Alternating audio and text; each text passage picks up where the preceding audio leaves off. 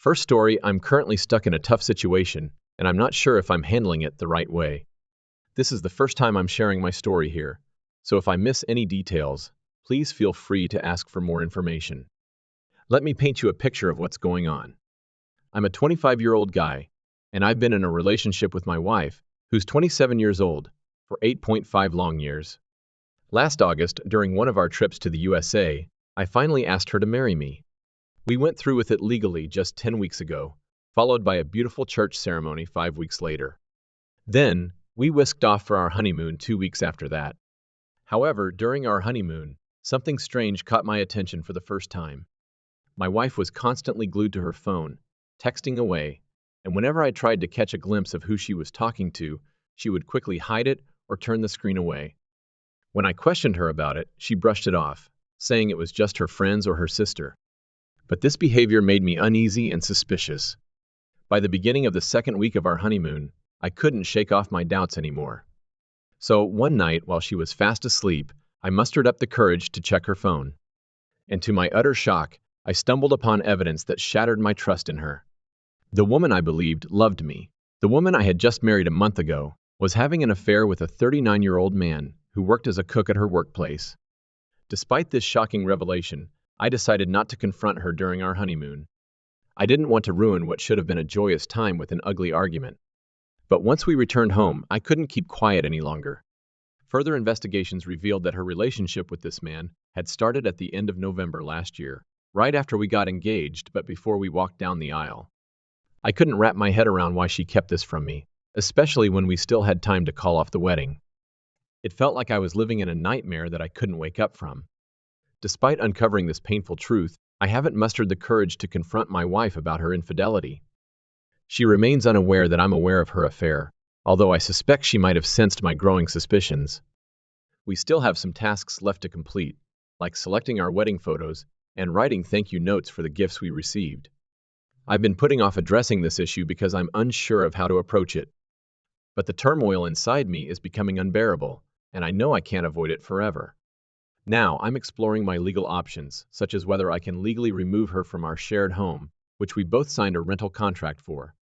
Additionally, I'm researching if our recent marriage can be annulled, or if I'll need to go through the whole divorce process. It's a daunting task, especially with the added complication of the other man in the picture. He's separated from his wife and has 2 teenage children. Despite their professed love for each other, they can't fully commit to a relationship yet. Their plan involves my wife having children with me while he sorts out his situation, after which they'll pursue their relationship together. I find myself in a difficult situation, feeling a sense of guilt for considering divorce so soon after our wedding. It's challenging, especially given the joyous celebration we had and the abundance of gifts we received.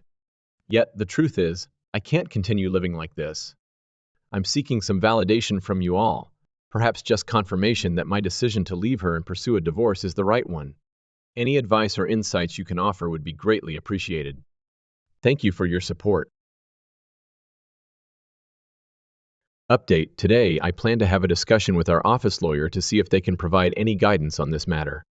If they don't have the necessary information, I'll reach out to a specialized lawyer for advice on how to navigate our financial situation.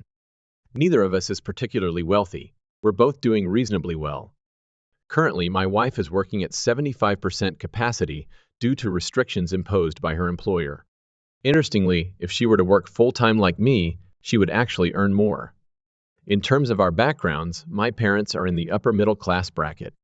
However, it's important to note that everything I owned prior to our marriage remains mine, and the same applies to her belongings.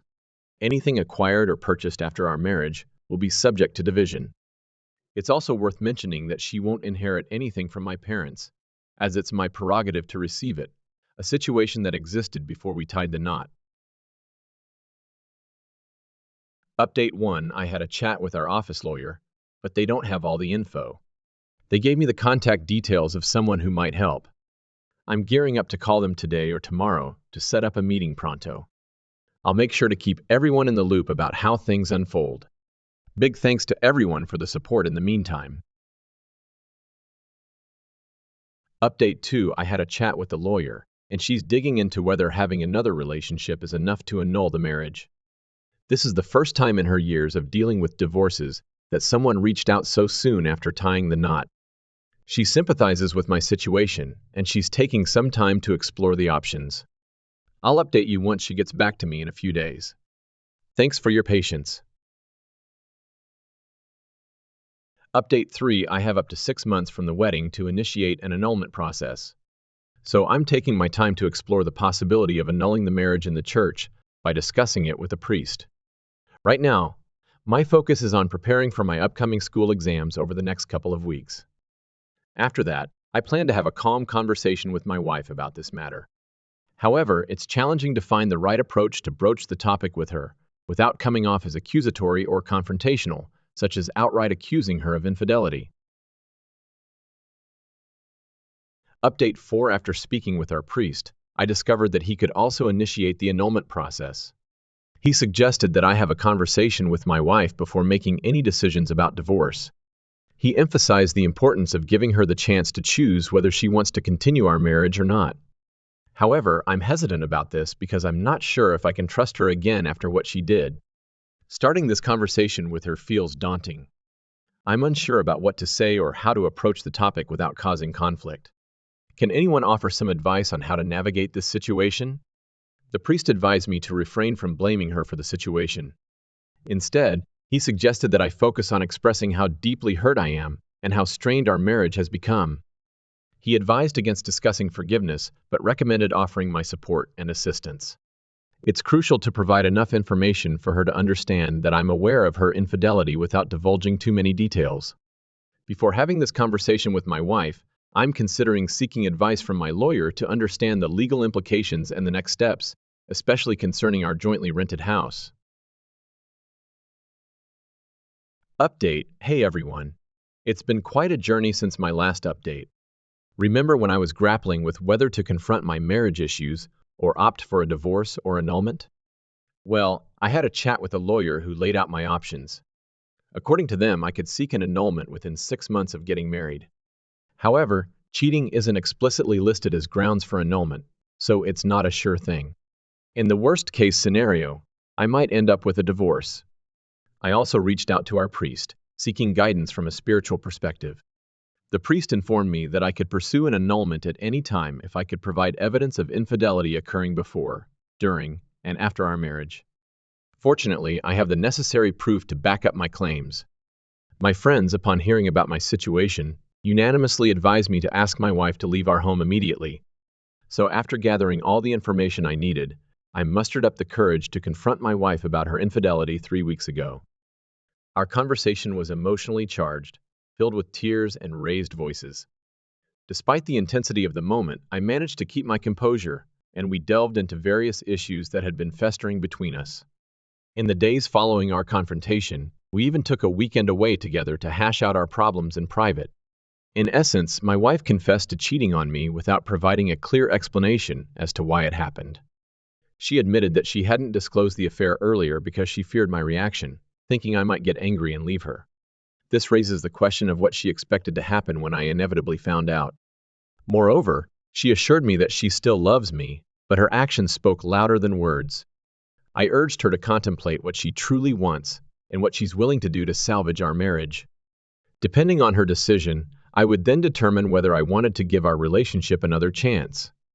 Despite being inclined to leave her, I remained open to the possibility of reconciliation. However, after a week passed without her providing a clear answer regarding her feelings for me versus the other man, I made the decision for both of us. If she couldn't choose between her husband and her lover within less than 3 months of marriage, then I could certainly decide whether I wanted to continue our relationship. 2 weeks ago, we mutually agreed to part ways. Unfortunately, throughout this ordeal, my wife never once pleaded for me to stay. While she expressed sadness at the prospect of our separation, there seemed to be an underlying sense of relief on her part, as if she welcomed the opportunity to pursue a relationship with the other man. Last week, I shared the entirety of our situation with my parents and brothers. They were saddened by the news, but understood the complexity of the situation and agreed that ending the marriage was the best decision for me. On the same day, my wife informed her parents, who, in turn, asked her to vacate their home. She had to rely on the hospitality of friends temporarily, but has since secured an apartment and is in the process of moving her belongings out of my house. In 10 days' time, I have a meeting scheduled with the lawyer to initiate the annulment process. Additionally, I need to inform the priest of my wife's departure from our home and request the annulment through the church. At this point, I'm at a loss for words. My marriage barely lasted 3 months, and it appears that my wife was almost relieved to bid farewell to our relationship. However, despite the pain and confusion, I'm gradually coming to terms with the situation. I appreciate the support I've received during this trying time. Now, I must focus on rebuilding my life and remain hopeful that I'll find someone who genuinely loves me in the future. Second story. Hey there, folks. I'm a 22-year-old dude, and lately I've been feeling some suspicions about what might be happening between my girlfriend, Alexis, who's also 22, and my buddy Derek, who's 21. We all live together in the same place, and sometimes I can't shake off these nagging feelings that something might be going on. So, here's the lowdown. The four of us used to go to the same university. Alexis and our mutual friend Brooke, who's also 22, originally rented this big pricey apartment together. Originally, it was just supposed to be the three of them, but the third person bailed unexpectedly. Even though they talked about moving to a cheaper spot, they'd already put so much into this place that they decided to stay put. About 6 months ago, my lease was up, and I suggested moving in to help split the rent and bills 3 ways. Both girls were psyched about the idea. Right around the time I was moving in, Brooke started dating my best bud, Derek. Seemed like a win-win at first because it meant we could all hang out together as couples and besties. Derek's been crashing with us temporarily since his folks sold their house and skipped town. We haven't rushed him to find his own place because, splitting the expenses between 4 people is easier on the wallet for all of us. Now, here's the twist. Only Alexis and Brooke are officially on the lease. Surprisingly, the landlord doesn't have a problem with the living situation as long as rent gets paid and we keep things quiet. But there've been a few incidents lately that have set off alarm bells in my head. Before I get into that, though, I gotta make it clear that I wouldn't be jumping to conclusions if it weren't for these things that have been happening. Alexis is usually super sweet and shy, and Derek's like a brother to me. They don't act all flirty, but since we're all super tight-knit, it's hard not to wonder sometimes. Okay, on to the incidents. Brooke and I have morning classes, so we're out the door by 8 a.m. Alexis and Derek usually have afternoon classes, so they bounce later. It's no biggie for them to leave together, though they usually take separate cars. One day, I decided to surprise Alexis by bringing her lunch. I waited outside her class, but she never showed. When I texted her, she said she was heading home to study. Weird thing was, when I tried calling her, she didn't pick up, even though she just texted me. Later on, Brooke mentioned Derek was sick, and she was planning to take him some soup. I didn't think much of it then. But when I got home, Alexis's car was parked in the same spot it'd been all day. Normally, she parks in the guest area, so seeing her car there all day was a bit off. I had a heart-to-heart with Alexis, asking her outright if she had attended her classes that day.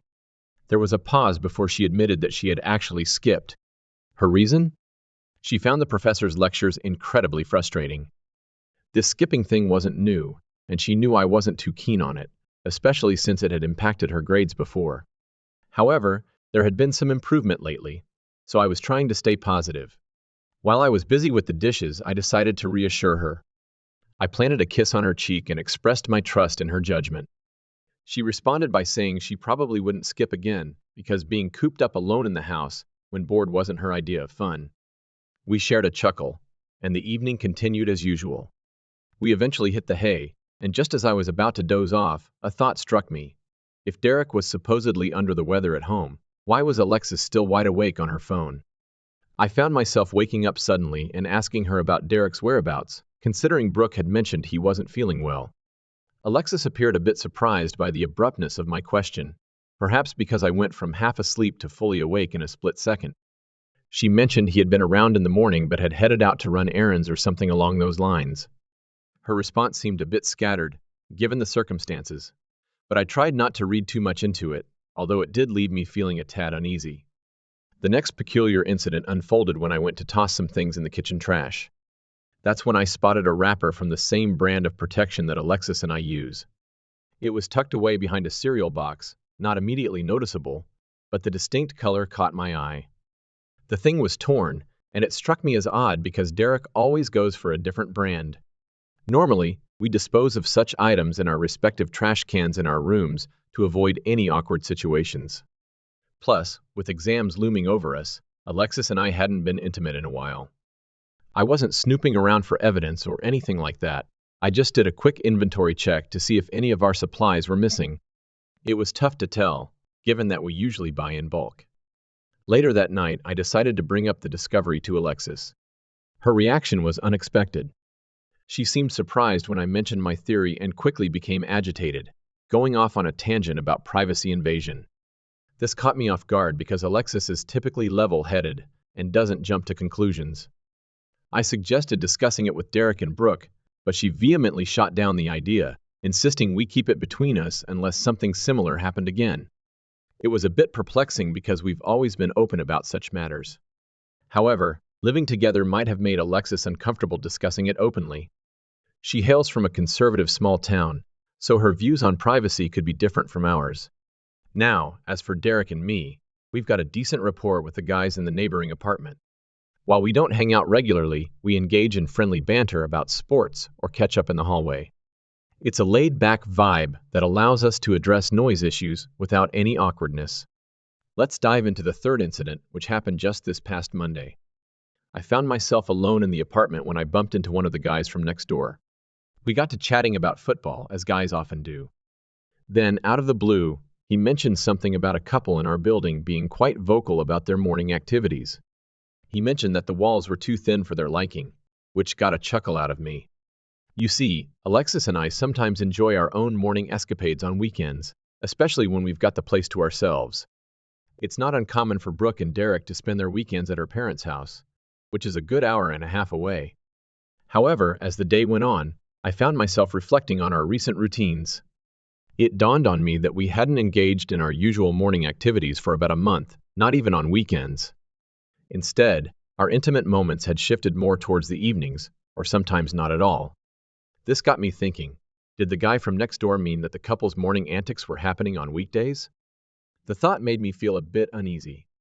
I pondered asking for more details during our conversation, but the opportunity slipped away, and I couldn't bring myself to broach the topic again. Plus, asking such a personal question felt awkward, and I couldn't shake the feeling that I might just be letting my suspicions run wild. So, here's the dilemma I find myself in. Am I simply overthinking things? Are the signs I'm noticing just figments of my imagination, or could there be some truth to them? And if indeed something questionable is happening, how should I go about addressing it? Right now, I'm hesitant to confront Alexis directly. Firstly, I don't want to come across as jealous or paranoid, especially if my suspicions turn out to be unfounded. Secondly, if there is something going on, I fear that confronting her directly might prompt them to become more secretive. One idea that crossed my mind was to drop by one morning when they're alone together. However, I'm unsure about the timing. Showing up too early or too late might tip them off, causing them to become more cautious. It's certainly a tough spot to navigate, isn't it? Update, let me dive into what happened next after getting some advice from you all. Many of you suggested I have a chat with Brooke, and also considered the idea of walking in on whatever was going on. I thought, why not give both a shot? It was Sunday night, and everyone was back in the apartment. I had this plan to have a private conversation with Brooke about what our neighbor had mentioned. But before I could even bring it up, Brooke dropped a bombshell. She told Derek to hit the hay early for work the next morning. Now, here's the thing, Derek. He'd always been working night shifts on campus. But suddenly, he claimed he'd been taking up extra morning shifts for the past month, starting at 9 a.m. My classes kick off at 7:45 a.m., so I guess it's possible I hadn't noticed the change. That night, I couldn't shake the feeling of trying to figure out if Derek was actually telling the truth about his new work schedule, if there were still mornings when he was home, or if Alexis might be seeing someone else in the mornings as some of you suggested. Or perhaps I was just letting my worries get the better of me. I hit the hay feeling totally wiped out and completely confused. The next morning, I went about my usual routine, heading off to my classes. On one hand, there was this urge to rush back home and have it out with Alexis. But then again, I felt like I had way too much on my plate to chase after a theory I wasn't even sure about anymore. Eventually, after my first class, I decided to head back home. As I approached our apartment, my heart sank. Derek's car was nowhere to be seen, only Alexis's. As I got closer, I could hear voices coming from inside, a guy's voice, laughing and chatting away, and a soft feminine voice giggling back.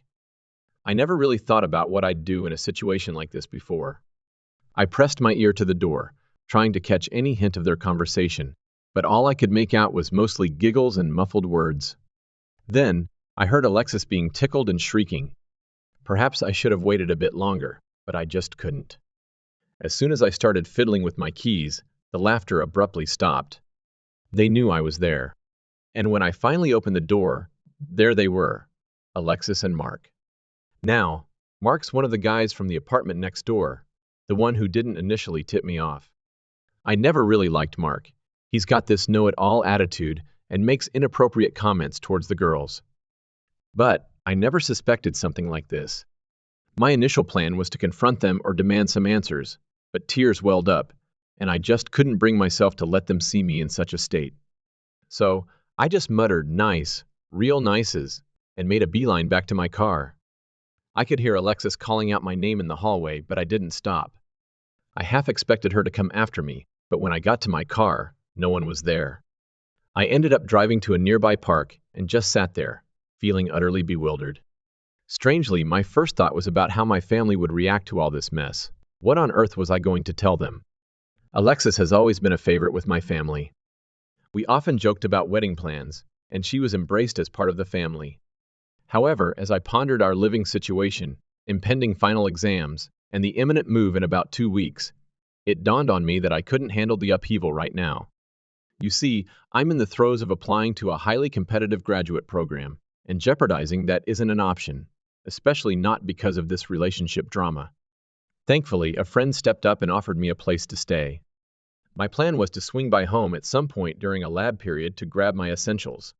Afterward, I received a flood of messages from Alexis about an hour later. Initially, she urged me to return home so she could explain, even before I had a chance to respond.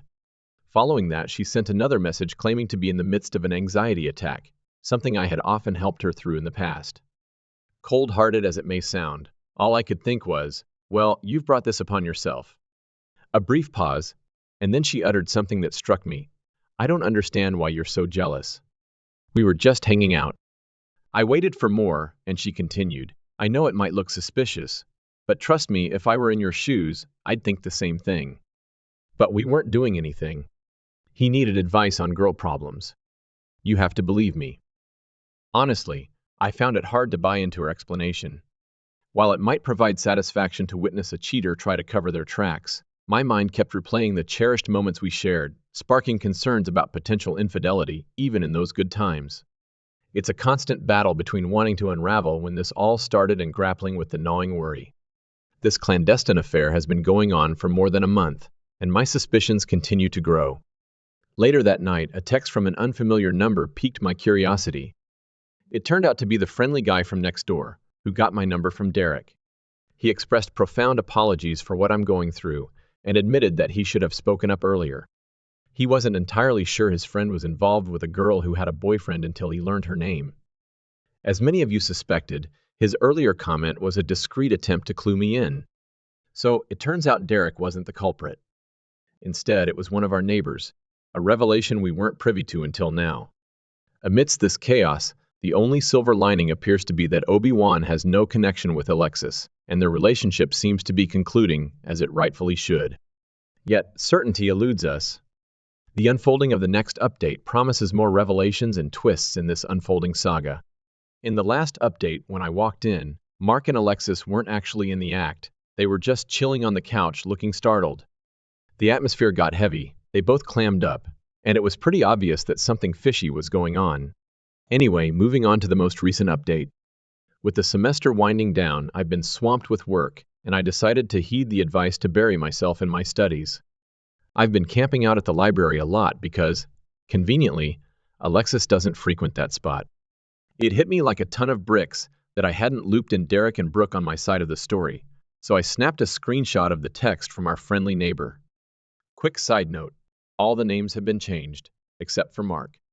I hit send on the update, and within a blink, my phone was blowing up with calls and texts from Derek, who was totally clueless about what was happening.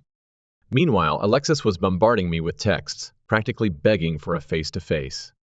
Feeling pretty awful, I shot Derek a single text, explaining I wasn't in the mood to chat, and then stashed my phone away for the night. Come morning, there's a text from Derek, inviting me to our favorite restaurant for dinner and drinks, swearing up and down that it would just be us and Brooke, no Alexis. My appetite has taken a hit since this whole mess unfolded, but the gesture meant a lot, and I genuinely wanted to catch up with Derek. So after my classes, I rolled up to the restaurant with my heart pounding in my chest and my throat all tight, praying that Alexis wouldn't magically appear. Thankfully, she didn't. Derek shows up, gives me a big bear hug, asking, "Dude, what the heck?" Now, things get a bit wild and dramatic. Many of you threw out the idea that Brooke might be in cahoots with Alexis, or had been covering for her the entire time. I wasn't entirely sure, though. Even though she's closer to Alexis, Brooke and I have been buddies for a bit longer. According to Derek, the moment he spilled the beans to Brooke, she was furious, like absolutely fuming. In his words, I sort of wanted to give Alexis a piece of mine, but Brooke handled that and then some. You might recall me mentioning that Alexis hails from a conservative, small-town background. Her parents were clueless about us living together, and she always stressed that they shouldn't find out, fearing they'd cut off her financial lifeline. Derek explained that Brooke demanded Alexis pack her bags, find a new place, or else she'll spill the beans to her parents. Those were Brooke's marching orders. Later that night, Derek heard Alexis crying in the living room, clutching a sweater I had left behind. She was bawling about her life being over when Brooke emerged from her bedroom and dropped a bomb of her own, saying, "Well, maybe you shouldn't have left Mark then." It's kinda comical to imagine that moment. Brooke's always been a no-nonsense gal with a fiery temper, but I never expected her to react this way. It was incredibly heartwarming to see her taking cheating so seriously during that dinner. All my fears of losing my friends faded away completely, and I even managed to eat a few pieces of sushi during our dinner. After we left, Derek kindly offered to let me know when Alexis was gone, so I could move back in. I turned down his offer for a few reasons. Firstly, everything in that apartment reminds me of her, from Derek and Brooke to Alexis and Mark, and I'm not keen on sleeping there. Secondly, in my current emotional state, I don't want to feel like a third wheel with a happy couple, even though I'm sure they'd be understanding. Derek got where I was coming from, but told me to give him a heads up if I changed my mind. It seems like Brooke and Alexis's friendship is pretty much over. This week has been pretty quiet, but I've had to steer clear of Alexis. Luckily, I'm in an undergraduate program with only 60 students. I asked 2 friends to keep an eye out for her after sharing the story and started showing up to class at the last minute. As far as I know, she only waited outside one of my classes. I got a text saying she'd been spotted there, and it mentioned waterworks are in progress. Proceed with caution. I ended up skipping that class because I wasn't sure if she would leave, and I really didn't want to risk an awkward encounter. 10 later that night, she sent me a long message on Facebook, explaining everything from the beginning, and it made me feel queasy reading it. I thought about ignoring it, but once I opened it, I couldn't stop. She mentioned that he had been flirty with her in the halls, and she tried to be friendly in return, but it might have seemed like flirting because he kissed her mid-sentence at one point. She felt guilty for inadvertently leading him on, which made it tough for her to reject his advances. She mentioned it had happened only 3 times, and she hated it. She said she was going to end it and expressed understanding if I needed time and space. She promised to do anything to make it right, offering to treat me like a king and do all the household chores. She wanted me full access to her phone and passwords, even suggesting I install Life 360, an app to track her location through her phone. She wanted me to cut off all contact with Mark and her male friends just to be safe. She even offered make-up sex whenever I wanted. Does that sound like a healthy relationship? I didn't respond. Part of me wanted to keep her on Facebook and watch the drama unfold. She was posting dramatic statuses and song lyrics about mistakes, forgiveness, and some related to our song. But I know myself too well. I don't want to obsessively check her page and sift through old photos, so I blocked her. A few hours later, Derek texted me saying she was crying and screaming because I blocked her. In happier news, the family I'm staying with is fantastic. I felt a bit guilty about taking up their space and using their electricity, So I offered to pay rent and contribute to some bills, even though I'm unemployed. My family gives me a decent allowance for rent and food. However, they declined the offer and said the first month is free. If I need more time here, we'll discuss it, they said with a wink. A friend told me they've hosted his and his sister's troubled friends before, so it's not a big deal to them. I'm incredibly grateful. I gave respect to the kind neighbor to extend my heartfelt thanks.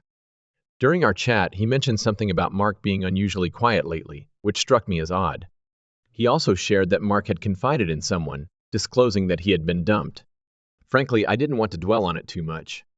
In the midst of sorting things out, I dropped a message to Brooke expressing my gratitude for her decisive action in booting Alexis out. Her response was reassuring. She affirmed that she would have taken the same step regardless of my decision to move back in. Furthermore, Brooke graciously offered to keep me informed about Alexis's whereabouts, so that I could retrieve the rest of my belongings in peace. As for my daily routine, I've been keeping myself occupied with a mix of studying, preparing grad school applications, and spending quality time with the friend I'm currently bunking with. Regarding sharing the whole saga with my folks, I've decided to hold off until after finals. My mom has a knack for bombarding me with endless questions about every detail of my life, and truth be told, I'm just not in the mood to deal with that right now. Once the whirlwind of finals had passed, reality hit me like a ton of bricks. I found myself grappling with a flood of emotions. Determined to move forward, I embarked on a cleansing process, scouring my social media platforms. With a heavy heart, I bid farewell to all the pictures capturing moments shared with Alexis, purged reminders of her presence, and even removed our shared favorite songs from my playlist. It was an arduous task, considering the depth of our connection over the past 2 years. Nonetheless, I felt compelled to tackle it head-on, driven by an inner urge to swiftly move past this chapter in my life. Then, a Redditor reached out to me, expressing concern about Alexis. They worried she might be struggling with dangerous thoughts now that she's lost everything: her closest friends, her boyfriend, and her apartment. It might seem dramatic, but that message stuck with me. Despite what Alexis did being absolutely terrible, I thought a final conversation might give me better closure. Perhaps it could help her understand that it's truly over and encourage her to move on. So, I messaged Alexis, saying we could meet up somewhere to talk, but there was no chance of us being together after what happened. Surprisingly, she responded almost immediately, asking when and where. We agreed to meet at a coffee place off campus. When I got there, she was already at the table and tried to hug me, but I waved her away. I felt awful, but I wanted to get this conversation over with. She asked how I'd been and how finals went, but I interrupted and asked if she had been unhappy in our relationship. Her eyes widened, and she repeatedly said no before falling silent. So I asked her why she did what she did if she wasn't unhappy. She started retelling the story about having trouble saying no and how he was very pushy. I interrupted her, asking her to stop with the excuses and take responsibility, at least for what happened after he kissed her mid-sentence. But having sex 3 times? No way. She looked down, shrugged, and admitted, "You're right, I know." She began tearing up, apologizing and saying how sorry she was. Then, she asked if there was any chance we could get back together, which I somewhat expected even though I told her not to. I just shook my head. I suggested she could continue living with Derek and Brooke if she wanted to, but she declined, saying she already had plans to move in with another girlfriend. From there, the conversation became circular, with her trying to explain her actions as difficulties in turning down guys due to her fear of being seen as unfriendly, and me trying to get her to admit that excuse was nonsense. But she just wouldn't. She was always stubborn. Eventually, I let it go, and we parted ways somewhat amicably. As I was leaving, she grabbed my hand as if to say something but ended up shaking her head and letting go. Initially, the conversation made me feel worse than before, but ultimately, it made me realize that she was never the kind of person I wanted to be with. Even without the cheating, she never took responsibility for anything: failing classes, not finding a job or internship, and more. It was always someone else's fault. I just hadn't thought about it too deeply. After the coffee meeting, I met up with Derek, and we went to the apartment. Brooke was there, but she mostly stayed in her room. We had some beers, played video games, and talked about everything that had happened. Derek admitted they hadn't been able to find a third roommate aside from complete strangers they didn't want to move in, and they asked me again to stay with them. I could tell that Derek really wanted me to, and I felt guilty about them being stuck with the lease, so I accepted. I told them I'd wait until Alexis took all her furniture and belongings before I even moved in, as I still didn't want to sleep in that bed. Life isn't perfect now, but I'm doing better. Alexis moved her things out, and I bought a second-hand bed and dresser from another student. I had my first round of classes last week, and although I might sound like a total nerd, they're really cool and hands-on, and the professors are incredibly nice. Derek and Brooke have been really supportive and don't make me feel like a third wheel at all. I saw Mark in the hallway once, and he completely ignored me, and I ignored him, but the urge to punch him in the face was very real. I guess that's something that will go away over time.